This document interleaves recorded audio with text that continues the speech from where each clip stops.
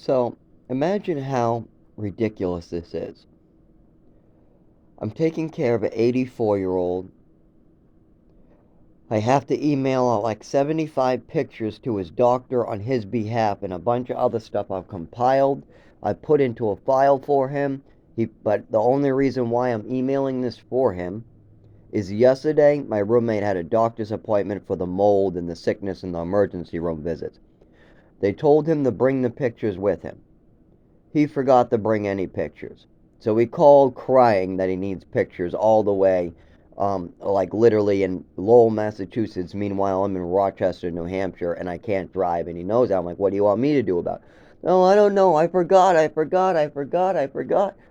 Well, that doesn't change a thing. We need to come up with a solution. So I said, pass the phone to the nurse or the doctor, and I'll talk to them. So he did. And I said, is there any way I could email those photographs to you? I don't use Facebook or anything else, but I do use email. If you send me an email, it might get lost. I got thousands and thousands of bullshit emails because I've been using the same email for 15 years, and people, boy, do people like taking advantage of me. Even my own father, he'll make a mistake, blame it on me, and then when I make a mistake, point it out and laugh. Like literally, like just go off the rails with the mistake. Like for instance, when I was 5 years old, I lit a match. I was trying to play with matches like most kids have to experience not to do. But instead of punished, I got belittled for 15 years. I got a bunch of mental illnesses created. My mother started creating up stories and fantasies. I'll give you another one. I won a swimming medal in an orphanage. That's it. I wanted to show the swimming medal to my mother.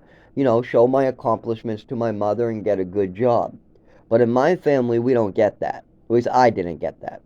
If I did a good job and won a swimming medal, I was slapped around, told that I'm a liar and a thief, I must have attachment disorder, and then my medal was taken from me, and I was told it must be an African American's.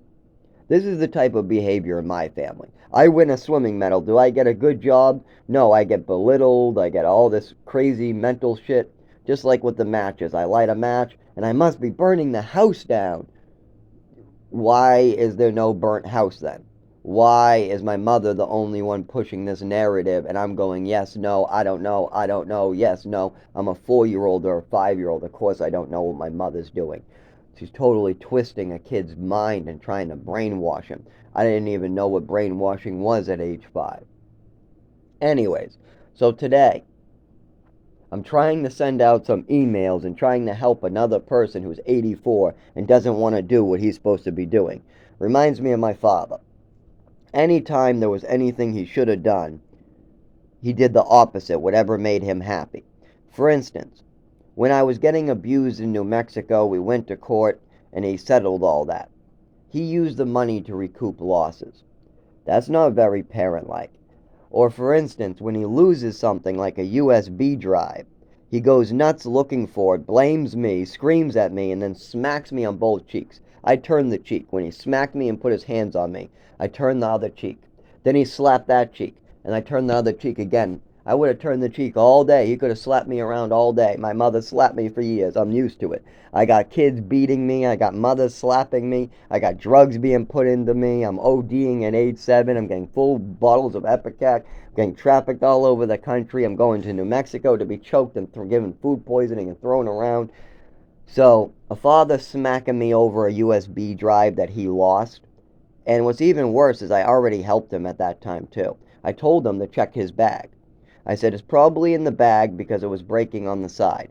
You guys keep on leaving it in the side, what's going to cause it to break. You already got the plastic broken off and it's loose. So it's probably somewhere inside the bag. Now I'm down in the basement telling him this.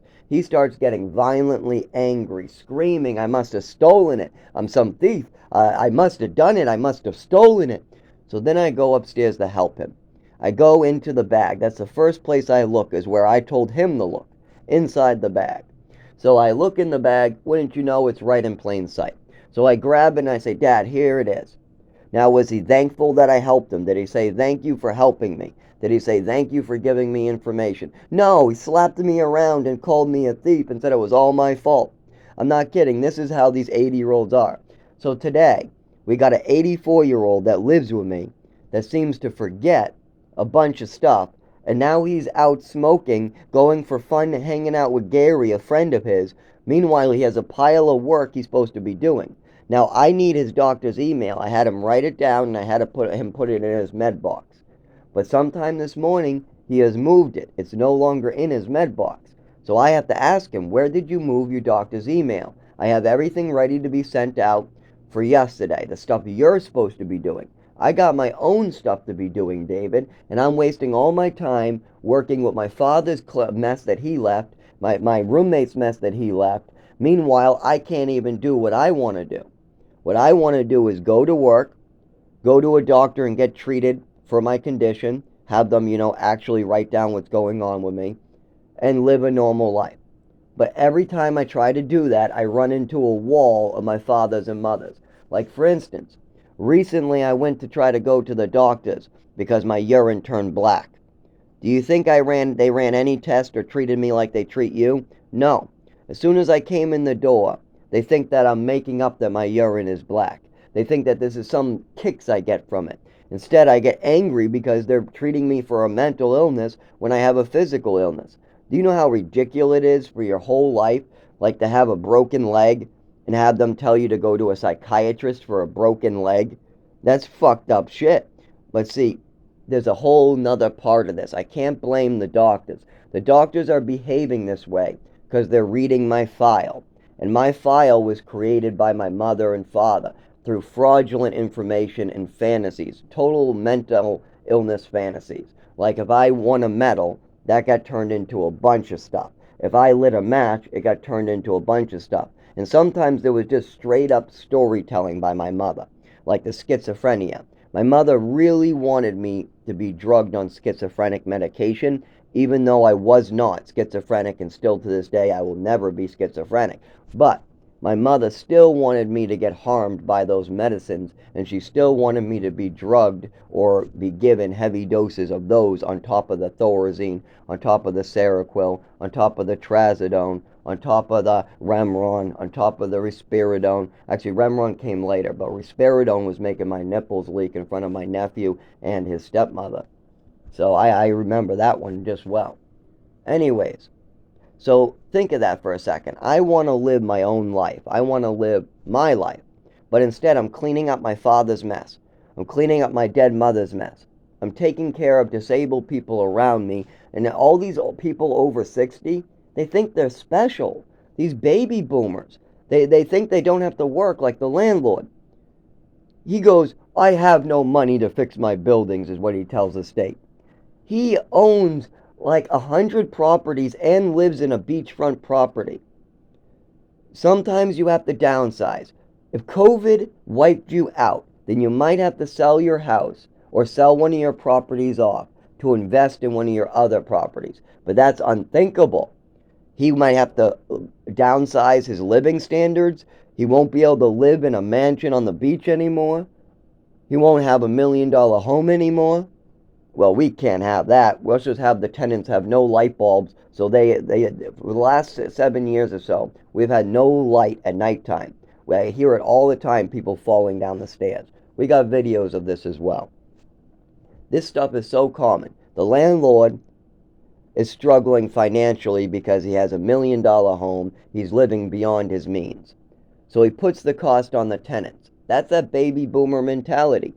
Oh, I shouldn't have to live in an apartment. I'm 65 years, I'm 61 or I'm 55 or whatever your age is, and I don't have to downsize. No, I can put the cost on the tenants. Let's get them sick. Let's stop redoing my job. Now, the tenant has allowed waterfalls to leak into his apartment for over 10 years. He's allowed total, like beyond destruction. Like, there was a roof missing on the other side where water was allowed to come in for 2 years. But people were fist fighting over that one, so eventually he fixed it. I'm not willing to fist fight the landlord and punch him or beat him or nothing like that. Instead, he just wants to give me a beating. I'm not even kidding. The landlord has put his hands on me before because I tried to give him a notarized letter. He first tried to pretend like he never saw the letter, and then he was going to send his maintenance again. So we were supposed to give him a notarized letter for repair. Now, every time we try to give it to him, he pretends like he does. He turns his back, whatever, pretends a big story, leaves, then tells everybody he never saw it, never saw anything needed to repair. He never saw any notarized letter. So then the next month we try again, but he sends his maintenance who refuses to take it or pass it on. So he just keeps on playing games with the lease or these letters. So at this point, on camera, I hand it to him. I make sure the camera can see it. Doesn't matter. He grabs me, throws me on the ground again, and beats the fuck out of me. This has been going on for 7 years. These people think that they can just take advantage and step on everybody because they're wealthy, because they live in a beach house. When they're running out of money, they're allowed to shut down all the light bulbs in their apartments. So you got 84-year-olds falling down the stairs every week. They literally have no light bulbs to the point where you can't see in front of you. Refer to one of my videos if you want to know more.